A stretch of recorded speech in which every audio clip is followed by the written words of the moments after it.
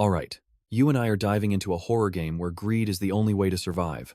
Boo just logged into Siren Town, a hell mode dungeon, and everyone watching thinks he is absolutely dead meat.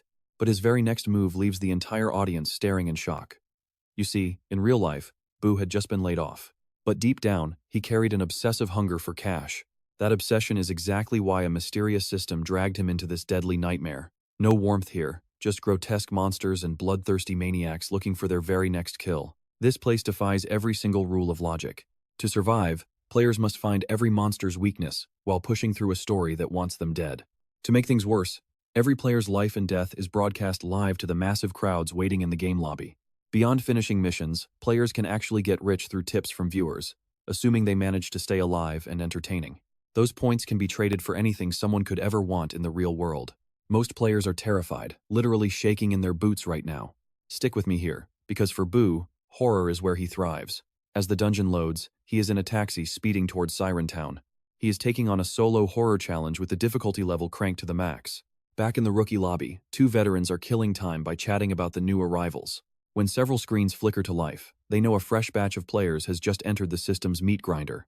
One of them jokes, wondering how many days these rookies will actually manage to survive. His friend's expression suddenly turns dead serious as he looks at the background. Wait, is that really the Siren Town dungeon on his screen? That place is legendary for being pure hell. Last time, 100 went in, and only one came out alive. His buddy nods, saying that watching new players lose their minds is usually the best part. But the second he finishes speaking, both of their eyes lock onto a single, specific screen. You see that too, right? The mockery vanishes because this rookie has a perfect sanity level of 100. Everyone knows the last person who started with a perfect score is now sitting firmly in the top 10 on the total points leaderboard. This mysterious new player just became the hottest topic in the entire game lobby. Meanwhile, Boo has already been dropped into the game's story. His role here is a wealthy heir in a bitter rivalry with a guy named Andre over winning Lucy's heart. He is stubborn enough to head straight for Siren Town just to win a bet. But despite his status, he is still wearing his old, everyday clothes from the real world. The only unusual thing is that strange coin necklace hanging around his neck. Just as Boo starts studying the necklace, a sweet voice calls out to him from the front seat. "Wake up, sweetheart. You have been out cold ever since we got in the car. Are you feeling all right?" As he touches the coin, the game interface pops up. This is the exclusive tool he will use to manage his progress and gear. Bo looks up to see a character profile window pop into view. The girl sitting in front of him is Lucy, his classmate. She is friendly and outgoing, but for some reason, she has a huge crush on a guy like him. According to lore, this rich kid is supposed to be painfully shy around Lucy, who is 10 centimeters taller and way too energetic for his comfort. Boo decides to play it cool, changing the subject by asking where they are right now. "We are in the middle of nowhere." Sitting right beside him, Andre scoffs and mocks him, claiming that it looks like our little coward is trying to run away again. Too bad for him. They are already on their way to Siren Town. Andre is another NPC and Boo's direct rival. He already tried to confess to Lucy and failed, so now he is taking his frustration out on Boo. But Boo doesn't even blink. He completely ignores the provocation and looks at the stranger instead. He asks the man in the front seat what kind of place Siren Town really is. The man lights up, explaining it is the only coastal town where sea monster remains were ever found. His name is Jeffrey, a total fanatic obsessed with mermaids, sea monsters, and any other unnatural creatures he finds. He actually volunteered to join them on this dangerous trip. But his wild stories are starting to get on Andre's nerves in the back seat. Trust me, you and I are about to see just how dark things get as Jeffrey describes sirens, enchanting mermaid songs, and sea monsters swallowing humans alive in the deep ocean. Andre sneers in disdain. Alright, you and I are about to find out if Jeffrey is right about this town being a scam.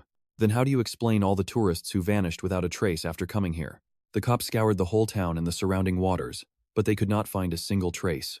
Andre stubbornly argued back, suggesting that they probably just fell into the water and drowned. Jeffrey cut him off with a chilling voice. The cops dragged that water for a month and found 0 bodies. That is totally abnormal, unless their bodies were all eaten by the siren. Those words sent Andre into a rage. He lunged forward and smashed his fist into Jeffrey's face, screaming at him to shut up. Lucy was terrified and jumped up to stop them before the fight spiraled out of control. Boo just watched quietly from the side. In his eyes, Andre hitting and insulting Jeffrey was probably nothing new, and Jeffrey insisting on coming to Siren Town? That definitely was not just because of some hobby. More likely, he wanted to use the siren legend to pull off a revenge plan he had been plotting forever. After a long, bumpy ride, they finally hit Siren Town late at night. The streets were almost completely deserted, but every person they saw looked strangely unnatural. almost like soulless walking corpses. The sight drained the color from Lucy's face. She scrambled behind Boo, begging him to protect her. Boo calmly pushed her away without a word. Soon, their taxi pulled up to the only five-star hotel around. The hotel was incredibly luxurious, but right in front stood a disturbingly weird mermaid fountain. As they stepped out, the driver gave them a warning. Be careful of the people out here. They have been short on money lately. Seeing how rich you guys look, some of them might get bad ideas. Boo did not pay any attention. He walked toward the lobby and casually glanced at the mermaid statue as he passed by the fountain. The statue's eyes actually moved. Jeffrey was standing right there and noticed something was wrong too. He pointed it out immediately, but Lucy and Andre were not buying it at all. Andre snapped at him. If you keep freaking out over nothing, do not blame me when I lose it. Lucy chimed in as well, saying that the statue does not even have real eyes, so they cannot move. Jeffrey must be seeing things, but he was unusually firm. Have you guys not noticed? Ever since we got out of the car, no matter where we walk, it keeps staring. Its eyes are moving. Lucy brushed it off as nothing. It is just like the Mona Lisa. No matter where you stand, it looks at you. Boo, who had been silent the whole time, finally spoke up. That kind of visual trick only works on flat surfaces. In 3 dimensions, it is impossible. Jeffrey was right. The eyes of that wax statue were following them the whole time. Now pay attention, because Boo knew exactly how the rules of horror games usually work. This seemingly ordinary statue was definitely a hidden monster. Right at that moment, another system notification popped up. Congrats, player. You have unlocked the monster book. Explore and fill in the monster entries. Depending on the dungeon difficulty, players can earn some pretty sweet matching rewards. If they completed every monster book page in a single dungeon, they could even take away the most valuable item from a monster. The book also clearly listed every monster's attack, stats, and combat methods. It was basically baiting players to actively investigate monsters. But right then, the driver smiled and cut off their heated argument. Mermaid statues are one of our town's specialties. They are everywhere. If they moved, we would have all run away. It is getting late, so go back to your rooms and get some rest. You will need energy for tomorrow. But you and I can both see it, right? That driver's smile was just impossibly eerie. That creepy smile terrified Lucy so much that she threw herself into Beau's arms again. But inside the hotel lobby, things got even weirder. The whole place was packed with all kinds of mermaid statues. They were packed so tightly, it felt chilling. Beau walked to the front desk to check in. Lucy stared at the manager in shock. Why are you so pale? You look like a statue. The manager lowered his head, explaining that he had albinism and asking them to excuse him. Their rooms were already paid for. Trust me, you and I are going to want to see what happens next. Alright, you and I are about to dive into a survival game where Boo realizes those mermaid statues behind the manager are hiding something dark. Why does the one behind you look exactly like you? The manager simply gave a slow nod. We shape them to look like ourselves to ward off disasters. Hearing protective charm triggered a new system prompt. The mermaid statue panel updated. The monster was now listed as a protective charm statue in a cocoon state. Beau thought to himself that this situation was finally getting interesting. That fountain statue from earlier was probably just in some kind of pre-emerged state. This one was in a cocoon, described by the manager as a shell that blocks harm. It meant these statues likely had larvae and butterfly forms waiting to hatch later on. For now, this cocoon state did not seem to show any signs of actively attacking. But Boo was not letting his guard down. He feared some hidden mental contamination was already creeping in. Right then, Lucy blushed and suggested they share a room. But he shut her down immediately. He was not desperate enough to let Lucy prove his bravery for him. That rejection instantly irritated the overly sensitive Andre, who angrily dragged Lucy away while Boo sighed and even thanked him on purpose. On the inside, he just hoped the man would actually survive the night. Boo headed back to his room, but the moment he stepped inside, he froze. The space was packed with mermaid statues. Every single one looked elegant and hauntingly lifelike. He could not shake the feeling that these stone figures were staring right back at him. He knew that in horror games, the first night is always the most dangerous. Boo looked in the mirror and saw a cold, eerie expression on his own face. A chill ran down his spine. He grabbed a white cloth and covered the mirror instantly. But then, Boo noticed something wrong. These statues did not feel like wax at all. Instead, they felt cold, slimy, and like sea creature skin. Ever since he entered the room, a faint fishy smell lingered in the air. There was no way that smell had been brought in from the car. Boo knew right away that these mermaid statues were definitely not just decorations. To stay safe, he grabbed every cloth he could find and covered every statue in the room. Finally, feeling a bit safer, he lay down on the bed to get some rest. Now pay attention, because as the system mentions sleep, this is where the real nightmare begins. The moment Boo fell asleep, the mermaid statues covered by white cloth inside the room actually began to move, creeping silently toward his bed. Suddenly, a main mission window popped up in the air. Survive until dawn. Do not let the incubating monsters finish their cycle. Boo bolted upright, his pupils shrinking in horror as the statues gathered around his bed. Even the mermaid mirror from the corner had been moved right in front of him. I know what you are thinking. His reflection in that mirror is absolutely twisted. He realized these were living things that could move, even if they followed certain rules. They only approached once he was asleep, and their coverings were broken free. Bo immediately went to work. He found some rope. He tied every statue up tight and threw them into the storage room. Only after clearing the room did he finally start to feel a little more at ease. But then, a faint sound of heavy footsteps suddenly echoed from the hallway. Boo checked the peephole. It was Jeffrey, sneaking around in the middle of the night for some unknown reason. Before Boo could figure it out, Jeffrey suddenly vanished. In his place, a mermaid statue was slowly approaching the door. Boo locked the door, but the statue leaned against the peephole, staring straight inside. He pressed his back against the door, readying a cloth with his foot for what was coming. The statue outside began hammering on the door, making the entire frame tremble with every hit. All this was being broadcast live to the players in the rookie lobby. So, you and I are left wondering, can Boo survive this night, or will he end up like the other suffering rookies? Alright, you and I are about to see just how twisted these mermaid statues can be. They would fake a retreat, then lunge for the kill, shattering a player's sanity instantly. A player named Leo fell for that exact trap. Since he couldn't find their weakness, he ended up becoming monster food. Lobbies were buzzing with dread. Almost nobody believed a dungeon like Siren Town could actually be cleared. But then, one player noticed something odd. Look at this rookie's perfect sanity score. He was incredibly calm while Boo listened to that statue hammering like a maniac against his door. His mind was racing at full speed, but he firmly believed that no horror game was truly unsolvable. The key to stopping that threat had to be hidden in the earlier details. Clue 1 was the mermaid in the hotel fountain, watching through the water. Clue 2 was right there in the lobby. In the lobby, the statues never moved. But then, Clue 3 was discovered inside his actual room.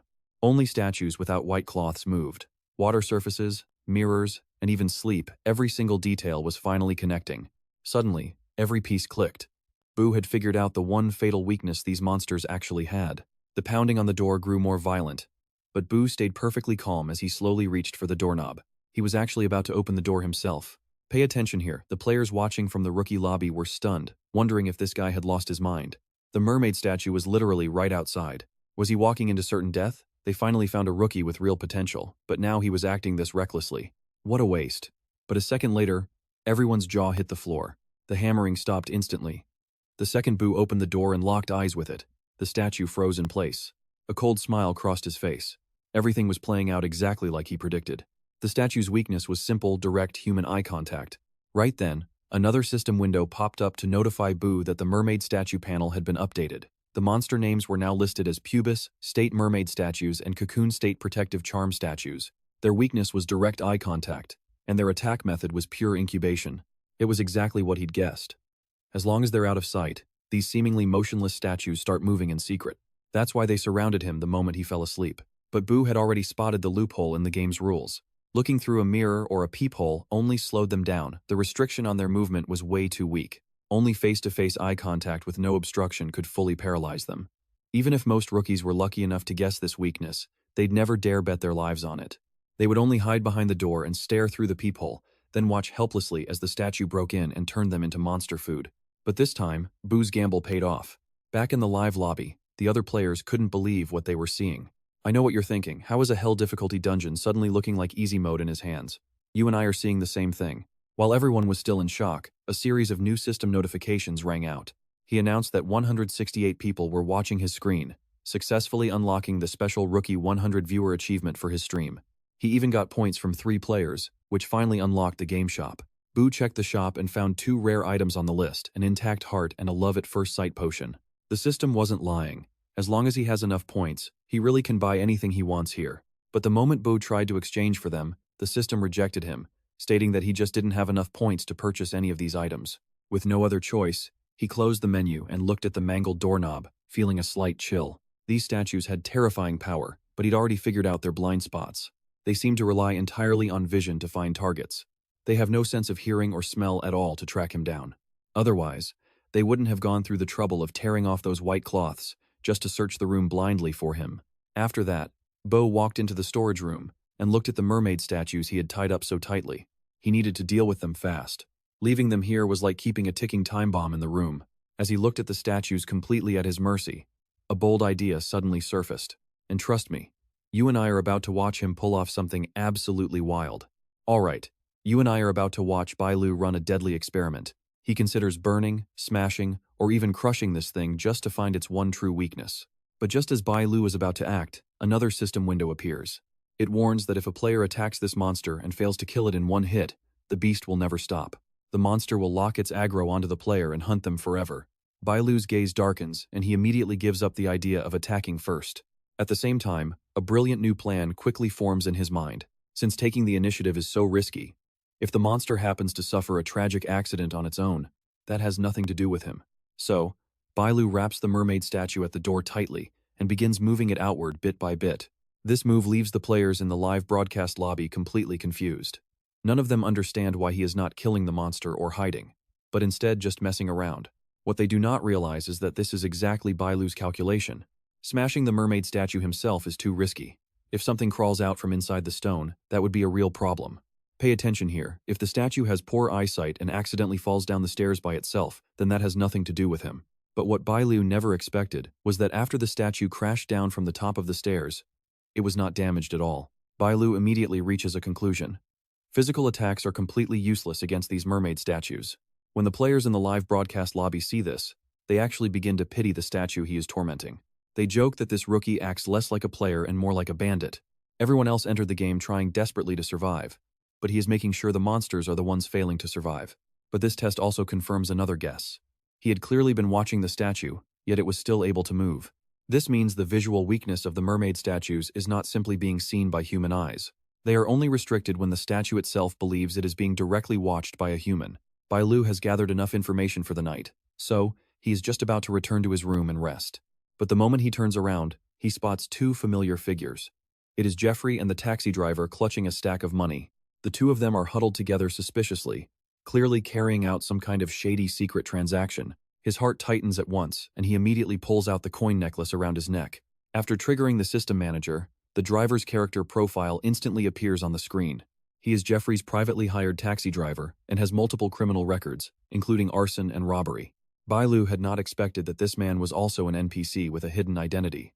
No wonder Jeffrey kept finding ways to stop him from interacting with the driver, from suddenly switching seats to deliberately screaming and causing trouble after they got out of the car. It seems they have been up to no good from the very beginning. You and I are about to see that the danger in Siren Town is far more terrifying than the statues. The real crisis has just begun.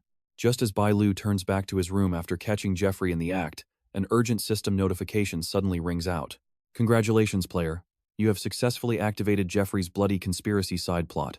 Complete the full side plot to receive a reward of 50 points. Current side plot exploration progress is 15%. Bailu stares at the prompt while rapidly sorting through the clues. Jeffrey is dressed plainly and does not look wealthy at all. Yet, he gave the driver a large sum of money. Since Bailu is a rich heir, this entire trip to Siren Town was paid for by him. Jeffrey only managed to come along under Bailu's name. He had a guilty conscience from the start, which is why he kept trying to stop Bailu from contacting the driver. That was no coincidence. He was afraid his shady deal would be exposed on the spot. The driver's earlier warning was not kind advice at all. It was clearly a smug provocation after committing something dirty. It seems this driver is an accomplice Jeffrey hired with money, and the two of them planned something vicious long before they ever arrived. Jeffrey taking the risk of coming out in the middle of the night likely means the driver has pushed him into a corner. He must have been terrified that if he was even one step too late, his secret would be exposed. Just as Bailu is thinking through the key clues of the side plot, faint footsteps suddenly come from outside. He carefully walks to the door and looks out through the peephole. Jeffrey is crouching low, sneaking over to the door of Andre's room next door, while looking around cautiously. He confirms no one is watching and drops something in front of the door. Bailu realizes it is raw fish. Trust me, we need to see what comes next. Alright, let's watch Jeffrey finish his work and slip silently back into his own room. Soon, that sickening fishy stench spreads through the hallway, drawing the mermaid statues right to Andre's door. They move with stiff, unnatural jerks, slowly surrounding the entrance to Andre's room. Witnessing this bizarre and dangerous scene, Boo refuses to let his guard down. He finds a white cloth and covers his own door until it is completely hidden. Then he drags a heavy wooden chest across the floor, firmly barricading the door with it. Boo hopes that this setup will finally make things a little bit safer. If a mermaid statue really breaks in during the night, at least the noise will alert him. Right then, the system sends another thoughtful reminder. Player stamina is depleted. Sleep restores energy. After fighting for his life all night, Boo is totally exhausted, body and soul. He collapses onto the bed, falling into a light sleep while remaining on high alert. Luckily, no statues bother him again, and he safely survives the first night of this hellish dungeon. Early the next morning, loud scratching from the storage room wakes Boo up. He heads inside to investigate the noise. The mermaid statues he tied up last night have all broken free from their ropes. Bo slams the door shut. There is no frustration on his face, only cold impatience. Clearly, simply tying them up only treated the symptom, not the root problem. If he cannot find a way to fully restrain them, these things will slowly adapt to every trick he has. Bo walks back to the door and pulls down the white cloth, only to find the hallway is already empty of statues. The moment he opens the door, look at this, the system notification actually sounds like it is congratulating him. Player Boo has successfully survived the main mission. He made it through the night without being hardened. Reward? 20 points. Current balance is 23 points. Item shop access is unlocked. Boo does not hesitate and opens the system menu immediately. First, he spends 15 points on a high-powered flashlight. With the remaining 8, he buys 3 discounted 3-dimensional projectors. When this is broadcast live to the rookie lobby, it instantly draws mockery and disdain from the crowd. Now, let's see what they're saying. They're calling him insane. 23 points is a record high for the rookie area, and even a basic flaming torch would be a god-tier weapon against those statues. Instead, he bought these flashy and totally useless projectors. To them, he is wasting points and walking right into a grave. Some players check the monster book, noting that images from projectors will not trigger the eye contact weakness. Trying to fool mermaid statues with toys like that will not last half a day. Because of this bizarre move, Boo's viewer count tanks from over 200 people down to just 30. His tips drop straight to 0, but Boo does not care. Carrying his new gear, he heads right for Jeffrey's door. Once the door opens, Boo acts like nothing is wrong and makes some casual small talk with Jeffrey. But his eyes scan the room, and he immediately realizes something is very wrong. Inside Jeffrey's room stands a mermaid statue with a face that looks eerily similar to his own. On top of that, a faint, rotting fish stench fills the air. Seeing Boo staring into the room, Jeffrey quickly asks, "What's wrong?" Boo calmly looks away and shakes his head. He then casually asks if Lucy and Andre are awake yet for breakfast. He will go call them now so they can all eat together. But at the table, what Boo sees makes his expression darken instantly. The table is overflowing with food, but every single dish reeks of a sharp, rotten fish stench. Boo pinches his nose, unable to stomach even a single bite. But the others are eating huge mouthfuls of the rot, acting like the stench does not exist. Their expressions are numb and bizarre, devouring the rotten food like it is a heavenly delicacy. Just then, another system window pops up, making Boo's heart race. NPCs, Jeffrey, Lucy, and Andre are experiencing a massive drop in sanity. Their bodies have already entered the mutation stage. Boo stares at the 3 NPCs devouring the food, thinking of the mermaid statues in their rooms that are starting to look exactly like them. Suddenly, it all clicks. The real threat is not the statues outside anymore. It is his own companions sitting beside him who are slowly turning into monsters. Trust me, you and I are only seeing the tip of the iceberg when it comes to Jeffrey's bloody conspiracy. Alright, you and I are about to dive into one of the most disgusting dinner scenes in Manhwa history. Lucy eyes him with pure obsession, holding up a forkful of rotten fish and asking why he is not eating. Boo keeps his cool, sticking to his rich air persona, as he tells her that her figure is already flawless. He says he would hate for her to ruin that beauty over some fish steak, and suggests vegetables instead, making her blush instantly. Across the table, Andre snorts in mockery, his voice dripping with venom as he asks what is wrong. He asks if the rich young master is running out of cash, mocking him for promising to pay for everyone before getting stingy. He mocks Lucy for picking such a cheap boyfriend, and that insult sends her into a total rage. She snaps back, telling Andre to shut his mouth because without Boo, he would never be staying in this 5-star hotel. Just look at how much food you have already shoved down. She warns him that without Boo paying the bill, he could not even walk out of here. Andre is fuming but stays quiet. Since he cannot hit Lucy, he directs all that burning hatred straight toward our main character. He clenches his fist to strike, but Boo stays completely calm. He warns him that if he wants the bill paid, he better not touch him. That shuts Andre up immediately, and he is forced to pull his fist back in absolute frustration. But then, a piece of fish slips from Jeffrey's hand and lands right on Andre's clean sneakers. Jeffrey tries to apologize, but Andre has been looking for any excuse to blow off some steam. Without a word, he starts brutally punching and kicking poor Jeffrey. He beats him so badly that the food Jeffrey just ate starts coming right back up. Lucy tries to stop the violence, but Andre is too far gone. Meanwhile, Boo just watches the whole thing from the side with cold eyes. Trust me, here is where things get truly disturbing. Jeffrey is not vomiting normal food, he is spitting out chunks of black, foul-smelling, rotten meat. Bo realizes that these sea monsters love eating dead, decaying fish, and everything starts to click into place. These three people sitting in front of him are already halfway through their terrifying mutation. After breakfast ends, the taxi driver from the previous night shows up to take the group sightseeing around the town. The moment Boo steps inside, he is hit by a fishy stench even worse than the one in the hotel. He stays on high alert, as the system window suddenly pops up with new missions. Completing the Wax Museum tour and the fishing festival will reward 50 points each, but Boo knows these activities are hiding deadly traps. He knows these missions look like normal tourist trips, but they are definitely hiding some very deadly traps. He wants to ask the driver more questions, but Jeffrey suddenly stumbles into the car, looking totally panicked. Looking at his terrified face, Bo remembers the bloody conspiracy he triggered last night. Jeffrey actually paid the driver to kill Andre. Pay attention, because he is just waiting for the perfect moment to strike. For now, Boo plays it cool and continues the main mission by asking the driver about the local attractions.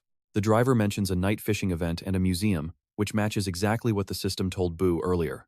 He asks what makes those places so special to dig for more information, but his eyes land on the sandwich in the driver's hand, and he realizes something shocking.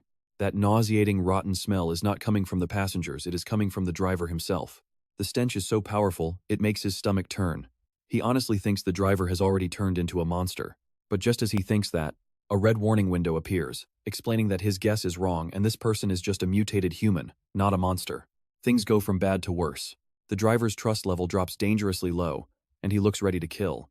The man turns around and glares with vicious eyes. He snarls that rich people like him are just arrogant, and asks if he thinks he stinks. The air in the car turns freezing cold. Boo knows he cannot push the driver further, so he signals Lucy to take over. She plays the part of the cute, innocent girl, and asks the driver about the mermaid legends. And that is where we leave it. You and I are about to see things get much darker. Alright, you and I are diving into a mystery where night fishing isn't about catching ordinary sea fish. It is a mermaid hunt held under the moonlight. And that museum? It is anything but a normal tourist spot. Every wax figure inside was crafted from a captured mermaid, including the first perfect specimen ever pulled from the deep. Lucy acted shocked, asking if mermaids were real. The driver just gave a slow, knowing nod. Most were low quality compared to the first one, but make no mistake, they were all real mermaids. Andre, sitting up front, just sneered. He dismissed the whole thing as a cheap gimmick designed to trick tourists. Then he turned toward Boo, his eyes burning with pure provocation. Better not forget our bet, rich boy. Do not use this fishing event as an excuse to run away. If you drown and end up as a wax figure, nobody is saving you. Only then did Boo remember Lucy's warning. She had warned him that this entire mess was completely Andre's fault. He had forced Boo into a stupid bet, claiming that if he did not spend the night at sea, he did not deserve Lucy. Lucy insisted he had nothing to prove, especially since Boo knew the ocean at night was a literal death trap. On top of that, he could not swim. Seawater was his ultimate fatal weakness. Trust me, you and I know Andre would flip that boat and send him straight to the bottom in a heartbeat. This risk was totally unnecessary, but Andre's mockery only got sharper when he saw Boo start to hesitate. What is the matter, coward? Judging by that face, are you already planning to give up on your girl? The second he finished speaking, a system notification suddenly chimed in the air. Bo had triggered a side mission called Boat of True Love. He must complete the bet and defeat Andre before leaving town. Reward 100 points. Seeing such a high reward, Boo, who had originally been planning to give up, his gaze instantly turned resolute. He looked at Andre and said, "I am taking this bet." Andre was stunned. He could not understand how the calm, rich boy had suddenly become this aggressive and forceful. He did not realize this ridiculous bet was now part of Boo's master plan to clear the entire dungeon. As they reached the coast, Lucy suddenly gasped.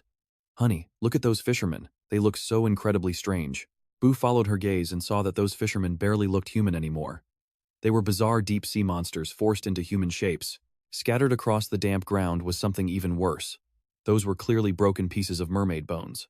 Now watch closely, because you and I are about to see the terrifying truth behind Siren Town's mutation.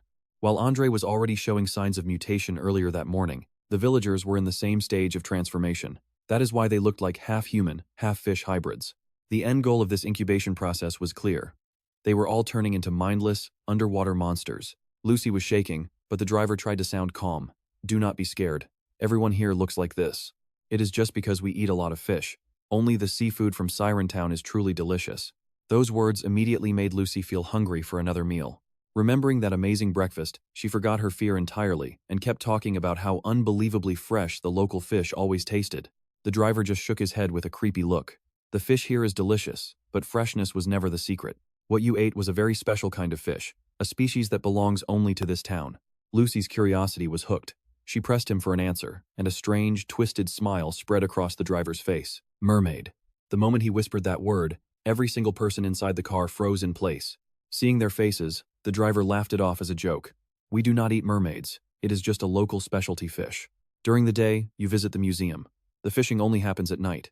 Before long, the taxi finally arrived at the wax museum. But that joke was stuck in their heads. They could not help but wonder if their breakfast really had been made of mermaids. The museum building looked grand, but the crumbling outer walls gave off a deeply eerie and unsettling atmosphere. But the moment they stepped out of the taxi, a system notification window suddenly popped into existence. Siren Wax Museum scene unlocked. Right then, an old, tattered newspaper was blown straight onto Boo's face. He picked it up and saw a missing persons notice. It clearly stated that 20 tourists had already mysteriously vanished in this town. And trust me, you and I won't forget this warning. Do not play with large fish. Alright, you and I are about to dive into a horror mystery that gets darker with every step. Boo felt the newspaper was unusually stiff, like several layers were glued together. He was just about to look for warm water when another system window suddenly flashed. Side mission triggered. Find warm water inside the wax museum and separate those stuck newspaper pages. Reward: 10 points. Boo followed the group without saying a single word. Entering the wax museum, they met the guard and learned that ever since a series of incidents happened last month, tourists had completely vanished, and no new mermaid statues had been sent to the museum in ages. Lucy was terrified and immediately scrambled to hide behind Boo. Boo, playing curious, asked why no new figures arrived. Was it just the lack of tourists? The guard nodded slowly. Without tourists, they rarely held massive fishing events because they took way too much effort. If no one catches mermaids, then there are no new wax figures. But he suddenly cut himself off mid-sentence. No matter how Boo pressed him, the guard refused to speak. This was likely an NPC restriction, so Boo switched questions. This museum has a limited capacity, right? You cannot keep cramming new figures in here forever. The guard shook his head. For every new figure that enters, an old one must leave. Pay attention here. Boo was frozen, his curiosity now completely hooked. What did never filled mean? Were old statues just tossed back into the dark sea? And what happens when tourists actually show up? The guard grew impatient, turning away with a dismissive answer. Anything can happen. You will have a pleasant vacation in Siren Town. Then, Lucy interrupted his thoughts. Baby, come look at this. Following her gaze, Boo saw a massive golden statue before them. According to the inscription, after the town found mermaid bones, this man pushed for the museum. He was the one who aggressively built up the entire tourism industry. Lucy turned into a total fangirl, praising Mayor Harris for his vision and care for the people. Boo, however, said nothing. His eyes remained fixed on that strangely shaped and unsettling statue of Mayor Harris. Was he really as kind as he looked? What terrifying truth was hidden behind the vanishing wax figures? Wait for it, you and I are about to see if this stuck newspaper reveals the town's secret. Next, Boo would keep digging into the ultimate conspiracy hidden within Siren Town. The European-style building was decaying, with a suffocating gloom hanging over every single corner. Yet, the statue of Mayor Harris in the lobby was polished until it was spotless. Boo studied the inscription closely as Jeffrey and Andre approached. Jeffrey's face looked unusually complicated, with deep, undisguised fear hidden in his eyes. He suddenly whispered to Boo, "Do you actually believe mermaids exist? Do you think those legends about Siren Town are true?" Boo just sneered inwardly. These legends were just exaggerated stories the town cooked up to lure in tourists. They were half-truths at best. He stayed quiet, though, glancing over at Andre. It was obvious that Andre did not believe in ghosts or legends at all, but this was a deadly horror game. So Boo just nodded along and agreed. Andre stayed silent, his face dark as he stared into the gloom. Lucy grabbed Boo's hand, wanting to lead him deeper into the hall, but Boo knew he had something much more important to do right now. He walked straight to the guard and asked for the hot water room. The guard lifted his head slowly and pointed toward the very end of that dark, deep hallway. It was pitch black, impossible to see even your own hand in front of you. Danger was clearly lurking there. Terrified, Lucy still insisted on going with Boo. Boo gently turned her down and promised he would be back in a flash. After taking 2 steps, the guard called out with a sinister smile that made his skin crawl. He deliberately reminded Boo that a massive pile of mermaid statues waited at the hallway's end. Be careful not to knock them over before reaching the hot water room, he warned. And trust me, that was a total death warning. The entire area was packed with mermaid statues just waiting for him to trip. Still, their poses were eerily identical. Every single one of them had their heads turned toward the window, as if they were all desperate to escape this cage. Alright, you and I are about to see if Boo can survive this. He keeps moving, but suddenly, light footsteps hit his ears. He whips his head around instantly. Those mermaid statues that were just standing still? They had all silently crept up behind him. Boo knows their weakness. As long as he keeps his eyes locked on them, they stay frozen like they are nailed to the floor. But the second he blinks or even looks away, they will immediately lunge for the kill. Luckily for him, these statues are not exactly fast. If he times his blinks perfectly and keeps a steady rhythm, he can stay ahead of their deadly pursuit for now. This European-style hall has massive columns everywhere, providing him with the perfect amount of cover. Boo uses those columns to create visual blind spots, breaking their line of sight and shaking off the group of eerie monsters. But a brand new danger follows immediately. Boo suddenly realizes that the faces of these mermaid statues are slowly beginning to change. The closer they get to him, the more their faces resemble his. Pay attention here, because Boo is about to make a move. He uses the distraction to find the hot water pool. He calmly pulls out that old, stuck-together newspaper and gently places it into the hot water to soak and soften up. This allows him to separate the pages, unlocking the hidden clues buried inside. He also collects the 10-point system reward on the spot. But while Boo is focused on the clues, the dense footsteps behind him are already closing in fast.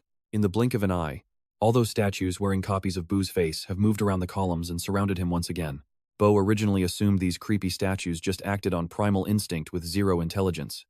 But to his complete and total surprise, right here, in just a short moment, they have already evolved. They have taught themselves encirclement tactics, completely cutting off every possible route of escape.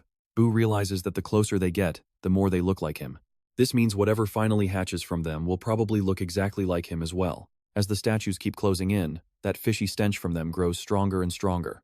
Boo instantly understands that he and these statues are undergoing a mutual transformation together. The townspeople likely entered the incubation stage long ago too. Right now, the players in the lobby are watching this scene with complete disdain at him. They start mocking him, saying danger is right there while he just stands around calmly analyzing the situation. He even bought those useless projectors earlier. What is he going to do, play a movie for the statues? Some sneer that his perfect sanity score is wasted, even though they thought this rookie was actually impressive. Meanwhile, on another screen, a player with a torch has already successfully broken through.